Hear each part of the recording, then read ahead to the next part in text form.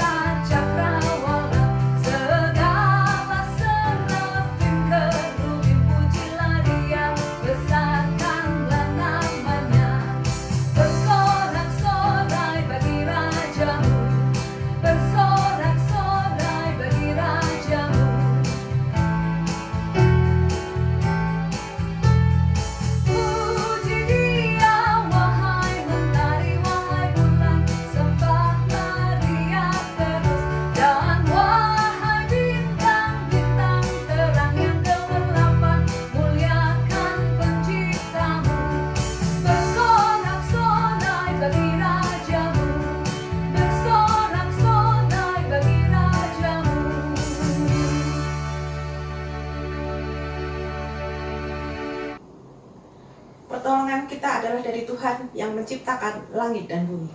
Kasih karunia dan damai sejahtera dari Allah Bapa dalam Kristus Yesus dan Roh Kudus menyertai saudara sekalian. Dan beserta saudara juga.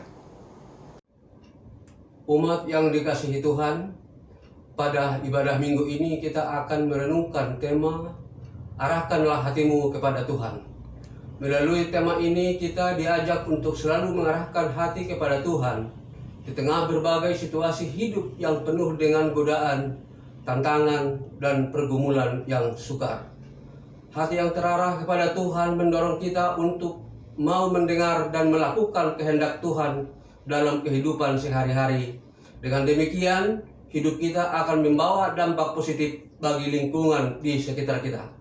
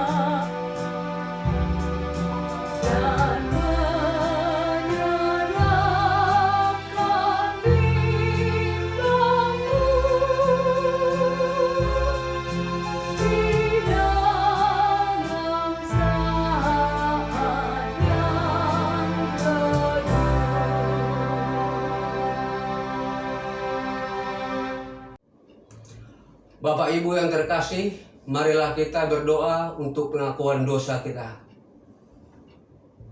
Allah yang murah hati, kami datang menghadap Engkau untuk mengakui dosa-dosa kami.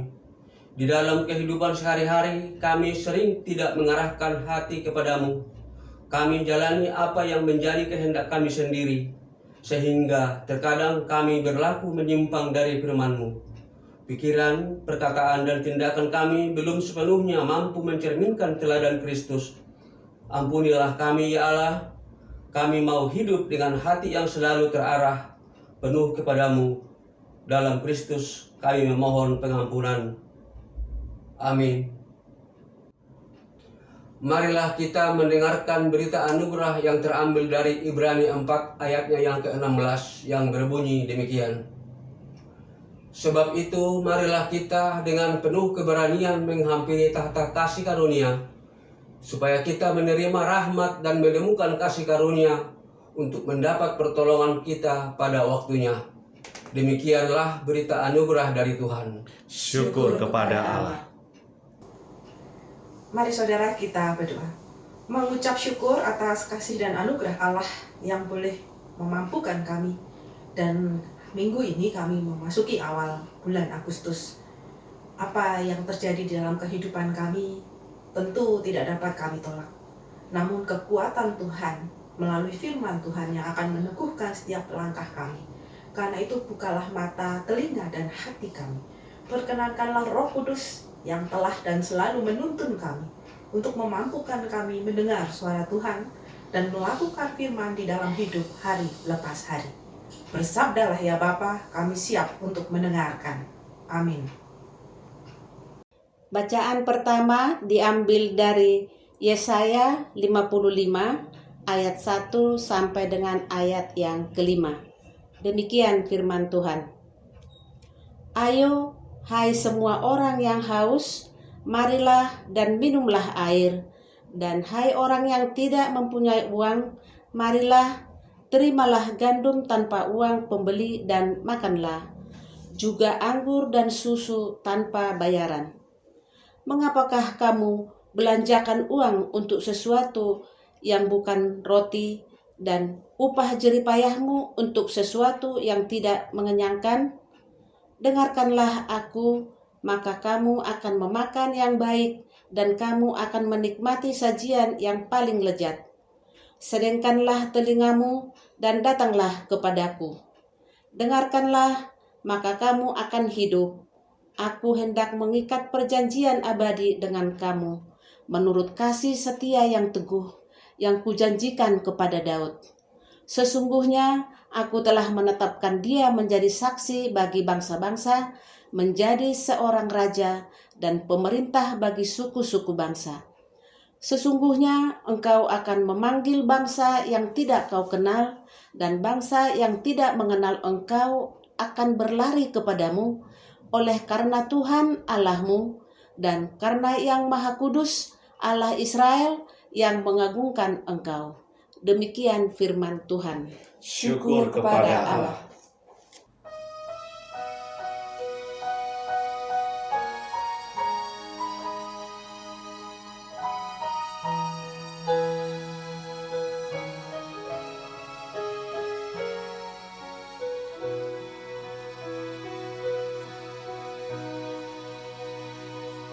Tuhan itu pengasih dan penyayang, panjang sabar, kasih setianya besar.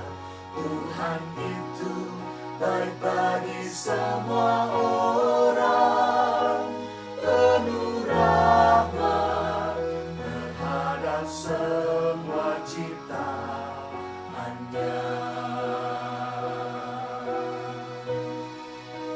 Tuhan itu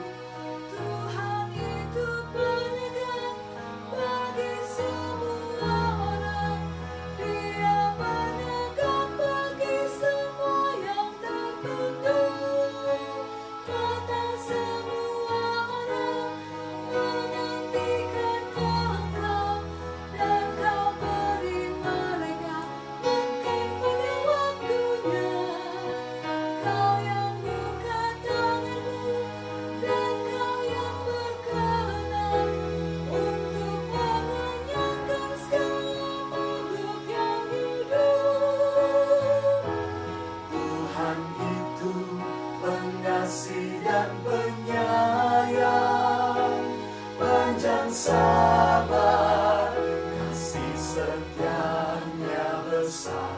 Tuhan itu baik bagi semua orang, penuh rahmat terhadap semua ciptaannya. Tuhan itu adil di segala jalannya, penuh kasih setia di semua karyanya. Tuhan itu dekat pada setiap orang yang berseru kepadanya dalam kesetiaan. Tuhan melakukan kehendak yang takut akannya, mendengar seruannya dan selamatkan mereka. Tuhan jaga semua yang mengasihinya, tapi semua orang fasik kan Dia binasakan. Tuhan itu pengasih dan penyayang, panjang sabar, kasih setianya besar. Tuhan itu baik bagi semua orang, penuh rahmat terhadap semua ciptaannya.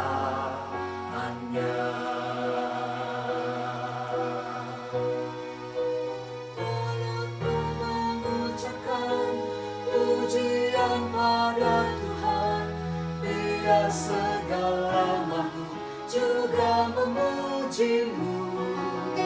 Memuji nama Tuhan yang namanya yang kudus, untuk seterusnya dan untuk selamanya. Tuhan itu pengasih dan penyayang, panjang sabar, kasih setianya besar.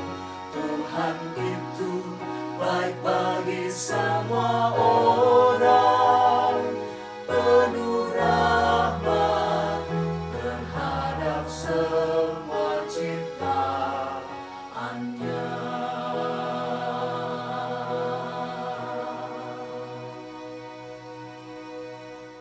Bacaan kedua diambil dari Roma 9 dari ayat yang pertama hingga ayatnya yang kelima. Aku mengatakan kebenaran dalam Kristus. Aku tidak berdusta. Suara hatiku turut bersaksi dalam Roh Kudus bahwa aku sangat berduka cita dan selalu bersedih hati. Bahkan aku mau terkutuk dan berpisah dari Kristus demi saudara-saudaraku, kaum sebangsaku secara jasmani. Sebab mereka adalah orang Israel. Mereka telah diangkat menjadi anak, dan mereka telah menerima kemuliaan dan perjanjian-perjanjian dan hukum Taurat dan ibadah dan janji-janji. Mereka adalah keturunan bapa-bapa leluhur yang mendahulukan Mesias dalam keadaannya sebagai manusia yang ada di atas segala sesuatu. Ia adalah Allah yang harus dipuji sampai selama-lamanya. Amin. Demikianlah sabda Tuhan. Syukur kepada Allah. Pembacaan Injil dari Injil Tuhan Yesus Kristus menurut Matius pasal yang ke-14 ayat yang ke-13 hingga ayatnya yang ke-21. Setelah Yesus mendengar berita itu, menyingkirlah ia dari situ dan hendak mengasingkan diri dengan perahu ke tempat yang sunyi. Tetapi orang banyak mendengarnya dan mengikuti dia dengan mengambil jalan darat dari kota-kota mereka. Ketika Yesus mendarat, ia melihat orang banyak yang besar jumlahnya. Maka tergeraklah hatinya oleh belas kasihan kepada mereka, dan ia menyembuhkan mereka yang sakit. Menjelang malam, murid-muridnya datang kepadanya dan berkata, "Tempat ini sunyi dan hari sudah mulai malam. Suruhlah orang banyak itu pergi supaya mereka dapat membeli makanan di desa-desa." Tetapi Yesus berkata kepada mereka, "Tidak perlu mereka pergi. Kamu harus memberi mereka makan." Jawab mereka, "Yang ada pada kami di sini hanya 5 roti dan 2 ikan." Yesus berkata, "Bawalah kemari kepadaku. Lalu disuruhnya orang banyak itu duduk di rumput, dan setelah diambilnya 5 roti dan 2 ikan itu, Yesus menengadah ke langit dan mengucap berkat, lalu memecah-mecahkan roti itu dan memberikannya kepada murid-muridnya. Lalu murid-muridnya membagi-bagikannya kepada orang banyak. Dan mereka semuanya makan sampai kenyang. Kemudian orang mengumpulkan potongan-potongan roti yang sisa 12 bakul penuh. Yang ikut makan kira-kira 5.000 laki-laki, tidak termasuk perempuan dan anak-anak. Demikianlah Injil Yesus Kristus. Yang berbahagia adalah mereka yang mendengarkan firman Allah dan yang memelihara serta melakukannya. Haleluya. Haleluya, haleluya, haleluya.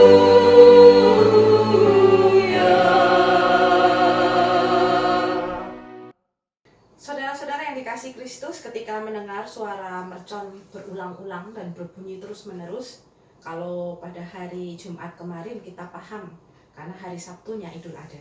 Kalau tidak ada apa-apa dan tiba-tiba ada suara mercon, percayalah bahwa ada budaya orang Betawi, yaitu pernikahan yang sedang dilangsungkan. Apalagi bila mercon itu bunyinya dekat-dekat dengan waktu-waktu orang sembahyang, yaitu di waktu maghrib. Untuk menarik orang, untuk berkumpul, mencari perhatian, biasanya orang menggunakan suara. Entah itu musik yang kencang, kembang api, dan sebagainya. Itulah budaya atau tradisi yang kita alami sebelum pandemi ini terjadi. Dan di dalam masyarakat sangat mudah untuk mengumpulkan orang dengan suara megafon, suara kentongan, suara musik, mercon hingga kembang api. Mengapa orang tertarik untuk mendengar suara-suara tersebut dan berusaha untuk mencari tahu, serta bergabung dalam sebuah keramaian? Selain karena memiliki pengalaman terhadap bunyi yang sama, keingintahuan mengarahkan seseorang atau sekelompok orang untuk membuktikan kebenaran yang dia dengar oleh telinganya dan telinga sekelompok orang. Termasuk ketika orang-orang pada Injil Matius yang kita baca hari ini ingin melihat siapa Yesus. Mereka hanya mendengar, dan mendengar. Mereka mau membuktikan secara kasat mata siapa Yesus. Nah, padahal saat itu kalau kita membaca perikop-perikop sebelumnya, Yesus dalam situasi psikologis yang sungguh tidak nyaman. Pertama-tama dia mengalami permasalahan, yaitu ketika dia masuk memberitakan firman di wilayah Nazaret, kota asalnya, kota asal orang tuanya. Dia ditolak. Awalnya orang menerima firman Tuhan dan mengatakan luar biasa yang dia katakan, mujizat-mujizat terjadi, ajaib yang dilakukannya. Tetapi ketika mereka tahu bahwa Yesus ternyata orang Nazaret itu anak dari tukang kayu, rumahnya di sana, keturunannya di sana, mereka berubah total. Karena mereka berprinsip seorang nabi adalah seorang keturunan Imam Lewi ataupun Harun. Dan bagi mereka ini anak tukang kayu. Mereka tidak melihat lagi isi firman-Nya, tetapi mereka menghakimi Tuhan Yesus karena keturunan ataupun orang tua dari Tuhan Yesus ini. Dalam situasi tidak nyaman, Yesus berpindah ke tempat yang lain. Dan Yesus mendengar bahwa Yohanes Pembaptis yang menjadi pendahulu jalan baginya ternyata dibunuh, kepalanya dipotong. Situasi psikologis yang membuat Yesus harus mengungsi atau menyingkir sejenak dari tujuannya. Dia harus berputar dalam situasi tidak nyaman sebagai seorang pemimpin, sebagai seorang yang mendapatkan tugas dari Allah. Ternyata Yesus memiliki kekuatan yang luar biasa. Karena arahnya, fokusnya, hidupnya ada terus memandang kepada Tuhan. Dan pada saat itu Yesus memilih untuk melakukan discernment. Discernment ini adalah usaha untuk menenangkan diri. Yesus memilih untuk menyepi. Discernment ini dimaknai sebagai suatu kegiatan untuk melakukan pemilihan atau pemilahan terhadap sesuatu yang dia terima. Entah itu perkataan, pikiran-pikiran orang. Dan di tengah situasi Yesus yang mendengar Yohanes Pembaptis mau dibunuh, tentu dia tidak nyaman. Tetapi discernment yang dialaminya ini dimaknai luar biasa. Karena dia paham betul bahwa apa yang dia lakukan ini menolong dia untuk sejenak bisa mengatasi permasalahan yang datang tiba-tiba di dalam dirinya. Discernment dimaknai sebagai kemampuan untuk melihat dan memilah segala yang ditangkap dan dipahami. Karena tidak semua yang pedas, tidak enak didengar itu adalah pedas. Pun sebaliknya, semua yang baik belum tentu baik. Dan semua hal yang menyengsarakan belum tentu sengsara dan dosa. Dan hasil di sermon yang dihadapkan adalah seseorang mendapatkan kearifan, hikmat, bijaksana. Yesus melakukan di sermon di atas perahu. Dan ketika dia mendarat, ternyata banyak orang yang berminat mengikuti dia. Mereka yang pernah mendapatkan pengalaman berjumpa dengannya memberitakan itu kepada banyak orang. Sehingga orang-orang itu berjalan dari kota-kota mereka berkumpul mencari kemanapun Yesus berada. Karena mereka merasa nyaman dengan apa yang Yesus ajarkan. Situasi tidak nyaman. Yesus itu sedang melewati sesuatu yang menakutkan. Dia sedang ada di dalam sebuah permasalahan, yaitu jati dirinya dipertanyakan orang. Lalu ketika dia tahu bahwa arah ataupun fungsi dari seorang pembawa berita firman ini memiliki resiko dibunuh seperti Yohanes Pembaptis, perasaannya sedang tidak tenang. Tetapi di sermon yang dilakukannya berhasil karena dia Yesus. Namun ini adalah sebuah contoh bahwa mengasingkan diri, sejenak hidup bersama Tuhan, sejenak mengarahkan hidup dan fokus kepada Tuhan, tidak akan membuat kita ini gagal fokus. Dan ketika orang-orang ini mendarat, Yesus yang situasinya tidak nyaman, akhirnya berbelas kasihan. Dia melihat begitu banyak orang membutuhkan pelayanan. Dan pelayanan Yesus yang dilakukan ini bukan pelayanan sembarangan. Bahkan ketika Yesus terus melakukan pelayanan tanpa terasa waktu sudah menjadi malam. Murid-muridnya yang tahu sudah malam dan mereka ingin mengusir orang banyak ini. Mereka mengatakan, Tuhan, tempat ini sepi, suruhlah mereka pulang mencari makan ke desa-desa. Padahal itu berkebalikan. Situasinya ramai hingar-bingar, 5.000 orang, laki-laki, belum perempuan dan anak-anak. Nah, di dalam situasi seperti ini kita bisa melihat bahwa pelayanan yang Yesus lakukan adalah pelayanan holistik. Tuhan tidak pernah membiarkan orang haus, baik firman Tuhan maupun makanan jasmani. Lalu Tuhan mengatakan kepada mereka, tidak, kamu harus memberi mereka makan. Murid-murid ini gagal fokus, di sermon mereka tidak berhasil. Mereka melihat mujizat, tapi mereka tidak pernah merasakan mujizat. Mereka tahu bahwa bersama dengan Yesus, kualitas hidup mereka tentu lebih baik. Tetapi kuantitas jumlah kebersamaan tidak pernah menghasilkan kualitas yang diharapkan. Para tamu Yesus ini mau diusir. Lalu Yesus meminta mereka membawa makanan yang mereka punya. Dan mereka mengatakan hanya ada 5 roti dan 2 ikan. Dan pada saat itulah Yesus melakukan mujizat. Yesus mengingatkan kepada para murid bahwa selama ini sebenarnya apa sih yang mereka lihat? Apa sih yang mereka maknai dalam kehidupan atau kemendalaman hidup bersama dengan Tuhan? Bagaimana mereka yang melihat dan menyaksikan mujizat-mujizat itu secara langsung justru tidak memahami makna mendalam dari sebuah mujizat itu.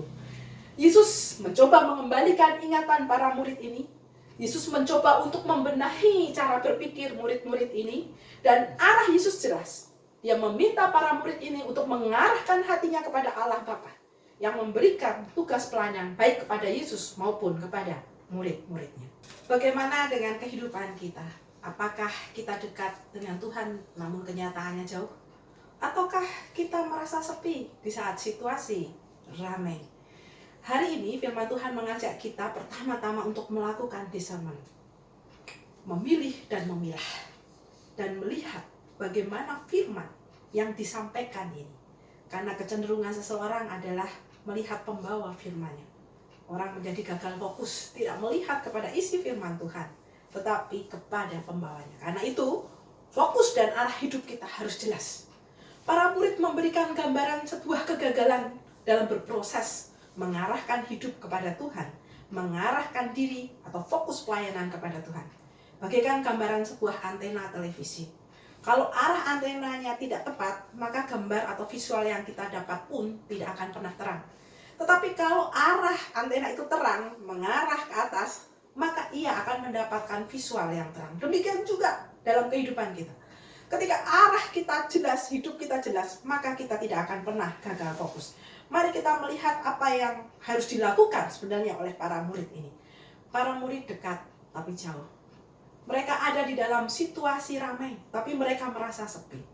Justru ketika mereka gagal ini, mereka melihat bahwa hubungan mereka dengan Tuhan ini sebenarnya sedang terganggu. Karena mereka merasa waktu kualitas bersama Tuhan itu habis. Orang banyak itu datang, merebut waktu gurunya ini dengan para murid. Tapi Yesus melakukan pelayanan menyeluruh secara holistik. Tuhan tidak pernah memilah-milah golongan. Orang-orang yang datang kepadanya ini jelas. Orang-orang kelas menengah ke bawah yang tidak sanggup membayar seorang guru untuk menolong mereka memberitakan firman di tengah kehidupan. Bagaimana mereka bisa membayar guru diri mereka aja belum tentu punya uang untuk membayar kehidupan. Karena itu mereka sedang dalam kondisi tidak punya uang. Mereka sedang dalam kondisi membutuhkan firman. Bahkan di tengah kehidupan mereka banyak orang yang sakit, yang dipersulit penyembuhannya oleh para imam dan para rabi. Tetapi Yesus melakukannya dengan sukarela. Sesuatu yang luar biasa. Nah, hari ini kita diingatkan bahwa ketika melayani Tuhan, kita bukan sekedar melayani Tuhan. Ada orang yang kita layani. Karena melayani Tuhan berarti melayani Tuhan melalui sesama kita. Jadi kalau kita bilang kita melayani Tuhan atau mengatakan kita melayani Tuhan, kita melayani orang-orang di sekitar kita. Justru ketika kita melayani Tuhan inilah, maka kita dihadapkan pada hubungan dengan manusia. Dan kita diharapkan untuk tidak membeda-bedakan. Karena itu gereja akan terus ada dan berdiri di atas semua golongan. Merangkul semua golongan. Karenanya gereja tidak bisa terlibat praktis dalam sebuah golongan. Karena gereja menjadi tempat berteduh bagi umat dan banyak orang. Dan melakukan pelayanannya secara holistik tanpa memandang golongan. Kegagalan berikutnya adalah para murid tidak mau repot. Padahal tamu itu tamu Yesus. Yesus yang jelas berkarya, Yesus yang bekerja di situ, Yesus yang repot dengan begitu banyak orang. Tetapi para murid ini justru meminta Yesus untuk meminta banyak orang itu pulang dan pergi ke tempat masing-masing. Hal ini menunjukkan bahwa ada kesalahpahaman yang didapat murid-murid. Dia gagal fokus. Baginya karena Yesus repot, Yesus melakukan begitu banyak tugas sehingga akan melupakan hubungan antara guru dan murid. Nah, kita lihat Bapak Ibu Saudara, di tengah kehidupan kita juga, kita diajak untuk maulah repot. Seperti ketika kita mendengar berita dari gugus COVID dan PGI beberapa hari ini, yang menyatakan bahwa ternyata kegiatan keagamaan itu menghasilkan klaster baru di dalam pandemi ini. Nah, karena menghasilkan klaster baru COVID-19 ini, maka maulah repot. Jangan ragu untuk mengingatkan orang lain pentingnya aturan-aturan di dalam kegiatan tatap muka. Jangan ragu untuk meminta orang lain terus menggunakan masker, memakai face shield, menjaga jarak terutama 1 hingga 2 meter. Meski peringatan atau nasihat yang kita sampaikan ini terasa tidak nyaman, tidak disukai. Apalagi orang kalau ngumpul itu lupa waktu, batasnya maksimal 25 menit. Tapi pasti ketika kita bersuka cita berkumpul, mana ada orang ingat begitu ya. Tapi maulah repot. Teruslah mengingatkan ketika kita tahu dan paham bahwa keselamatan nyawa orang itu penting. Maulah repot seperti yang dilakukan oleh Tuhan Yesus. Karena disitulah letak kebenarannya. Hal yang berikutnya adalah kita diminta untuk melihat gaya kepemimpinan Yesus. Ia menjadi teladan bagaimana seorang pemimpin itu mesti fokus mengarahkan tujuan dan hidupnya di dalam Tuhan. Sehingga ia tidak terbelit dengan hal-hal permasalahan pribadinya. Karena jati dirinya adalah permasalahan pribadinya. Masalah ketakutannya adalah masalah pribadinya. Ketika dia berhadapan dengan kematian yang dialami oleh Yohanes Pembaptis. Yang membuat semua pemberita Injil juga akan keder. Bagaimana mungkin saya mengajarkan, memberitakan firman Tuhan. Tapi di depan mata saya, kematian menanti saya. Karena itu menjadi pelayan dengan teladan Tuhan Yesus ini. Kita diajak untuk menata hati. Kita diajak untuk memiliki waktu bersama dengan Tuhan, sehingga kita tidak memiliki kecenderungan salah fokus di dalam kehidupan kita. Saudara-saudara yang dikasihi Kristus, saya membawa sebuah kertas. Ketika sekelompok anak ditanya, apa yang kamu lihat dalam kertas ini?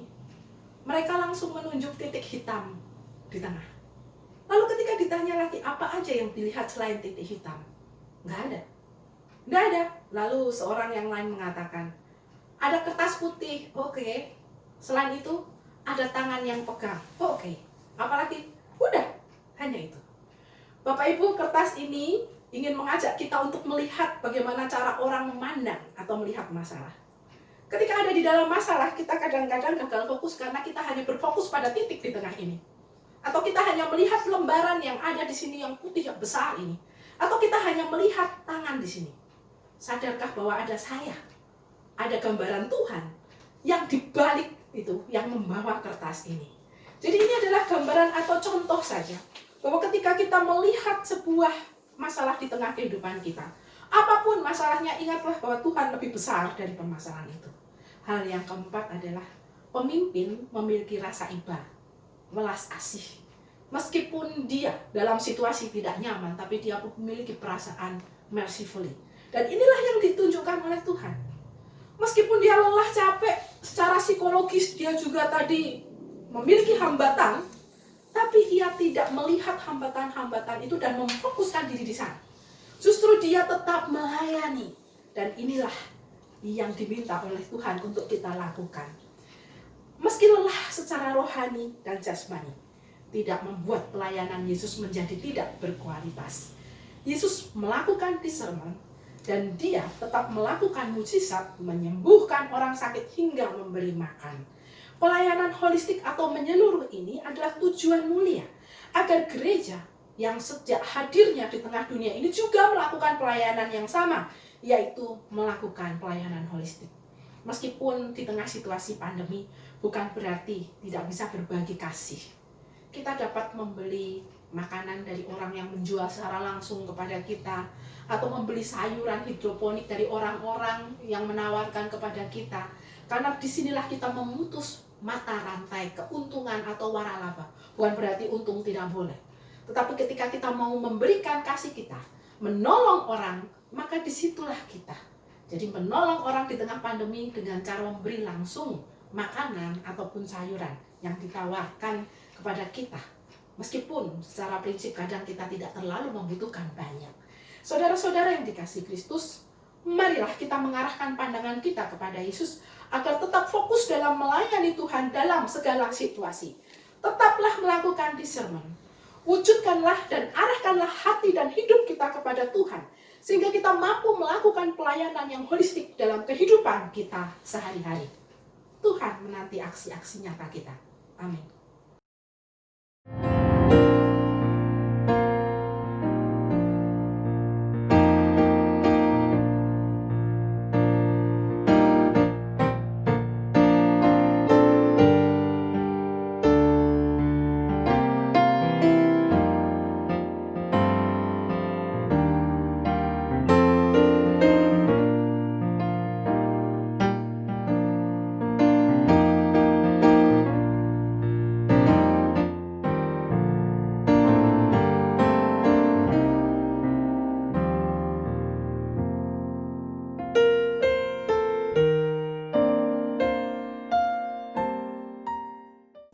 Marilah kita memperbaharui pengakuan iman percaya kita dengan menyatakan pengakuan iman rasuli bersama-sama. Aku percaya kepada Allah Bapa yang Maha Kuasa, Halik langit dan bumi, dan kepada Yesus Kristus anaknya yang tunggal Tuhan kita, yang dikandung dari Roh Kudus, lahir dari anak darah Maria, yang menderita sengsara di bawah pemerintahan Pontius Pilatus, disalibkan, mati dan dikuburkan, turun ke dalam kerajaan maut, pada hari yang ketiga bangkit pula dari antara orang mati, naik ke surga, duduk di sebelah kanan Allah, Bapa yang Maha Kuasa, dan dari sana ia akan datang untuk menghakimi orang yang hidup dan yang mati. Aku percaya kepada Roh Kudus, gereja yang kudus dan am, persekutuan orang kudus, pengampunan dosa, kebangkitan orang mati, dan hidup yang kekal. Mari saudara kita masuk di dalam doa syafaat. Kami mengucap syukur ya Bapa, karena hari ini kami diingatkan untuk menjadi orang-orang yang mengarahkan hati dan hidup kami kepada Tuhan. Sehingga fokus kami jelas, sehingga kami boleh melakukan discernment di dalam kehidupan kami, memilih dan memilah. Dan kami menjadi orang-orang yang memiliki kearifan dan hikmat bijaksana dari Tuhan di dalam berelasi dengan Tuhan dan sesama manusia. Dan kami bersama pergumulan GKI Jati Bening Indah yang berpindah-pindah tempat, dan pada saat ini bersama dengan dunia mengalami pandemi. Kami memahami bahwa hidup bersama dengan pandemi tidaklah semudah yang kami bayangkan. Karena itu ringankanlah beban kami semua, kuatkanlah dan teguhkan kami semua, khususnya para medis dan orang-orang yang terkena dampak. Biarlah kekuatan-Mu memampukan kami untuk hidup di tengah kehidupan kami saat ini. Kami juga berdoa Bapa bagi saudara-saudara kami yang membutuhkan pertolongan karena kehidupannya ataupun kondisi kesehatan tubuhnya. Untuk Bapak Galung Parlaungan, untuk Bapak Samusir, untuk Ibu Bestida Sianipar, untuk Bapak Kurning, dan untuk Bapak Abraham Onggi. Di tengah perjuangan mereka untuk berpulih dari sakit penyakit, izinkanlah kami juga berdoa bagi mereka sebagai wujud persekutuan antara sesama manusia dan orang beriman di dalam Tuhan, untuk saling meneguhkan dan menguatkan. Kami juga berdoa bagi para pemimpin kami di dunia ini, baik dari pemerintah pusat hingga pemerintah daerah. Berikanlah hati yang takut akan Tuhan, sehingga mereka boleh mengutamakan kepentingan orang banyak daripada kepentingan pribadi ataupun golongan. Bersama kami ya Bapa, dalam hingar-bingar dan hiruk-pikuk pandemi, biarlah kami boleh melewati masa-masa ini dengan tetap penuh pengharapan kepada Tuhan. Berikanlah keteguhan hati dan terus berjalan dalam kasih karunia Allah. Karena itu kami naikkan doa dan permohonan kami di dalam Kristus Yesus yang mengajar kami berdoa. Bapa kami yang di surga, dikuduskanlah namamu, datanglah kerajaan-Mu, jadilah kehendak-Mu di bumi seperti di surga. Berikanlah kami pada hari ini makanan kami yang secukupnya, dan ampunilah kami akan kesalahan kami, seperti kami juga mengampuni orang yang salah kepada kami. Dan janganlah membawa kami dalam pencobaan, tapi lepaskanlah kami daripada yang jahat, karena Engkau-lah yang punya kerajaan, dan kuasa, dan kemuliaan sampai selama-lamanya. Amin. Bapak Ibu yang terkasih, marilah kita mengungkapkan rasa syukur kita kepada Tuhan melalui persembahan yang akan kita berikan kepadanya. Dasar persembahan terambil dari 1 Tawarikh 16 ayat yang ke-29. Berilah kepada Tuhan kemuliaan namanya, bawalah persembahan dan masuklah menghadap Dia, sujudlah menyembah kepada Tuhan dan berhiaskan kekudusan.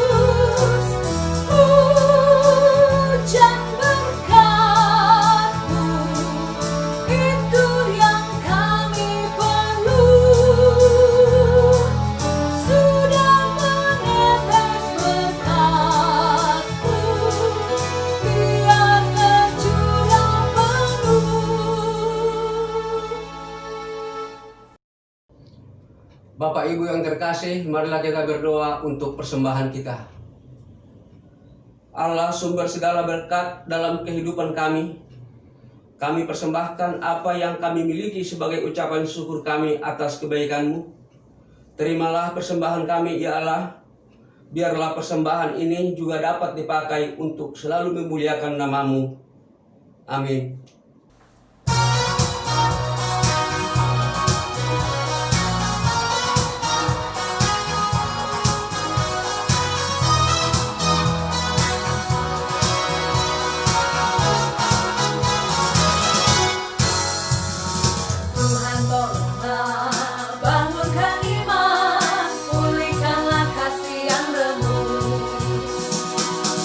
Tolonglah bangunkan iman,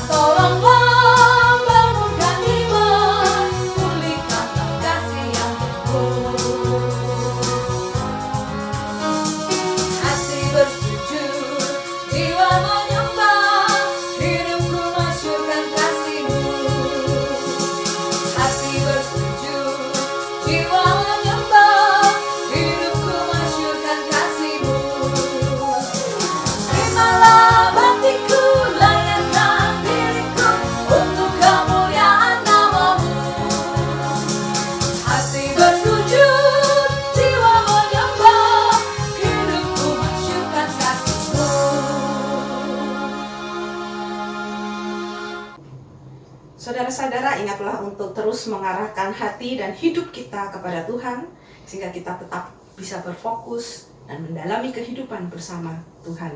Karena itu, terimalah berkat Tuhan. Tuhan memberkati engkau dan melindungi engkau. Tuhan menyinari engkau dengan wajah-Nya dan memberi engkau kasih karunia. Tuhan menghadapkan wajah-Nya kepadamu dan memberi engkau damai sejahtera kini hingga selamanya.